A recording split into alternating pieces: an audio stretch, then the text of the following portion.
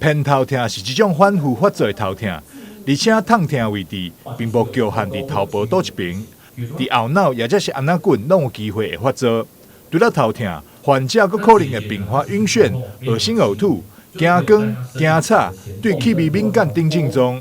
台南一位40岁妇女就有严重偏头痛症状，严重时一个月爱痛20多天，也造成伊有食止痛药的习惯。我们的案例是一个40几岁的张小姐，那她从年轻20岁开始就有长期的头痛，大概每个月可以痛到20几天，甚至每天都在头痛的程度。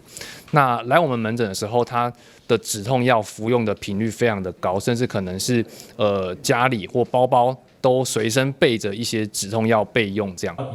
经过检查和讨论，医师采用有防用药以及标靶新药 CGPR 单株抗体为中小者的治疗。我跟他讨论，然后也帮他做了一些检查之后，开始用一些口服的预防用药，甚至开始有注射一些新型的标靶 CGRP 的单株抗体之后，他头痛在2个多月之后下降的非常的多，而且也开始对止痛药的依赖就没有这么高，大家可以降低到1个礼拜不到1天的程度。经过治疗，这位中小姐目前1礼拜大概只会痛1天，甲过去1个月爱痛20多天的状况来比较，已经好太济啊！这让中小姐找回好的工作效率以及生活品质。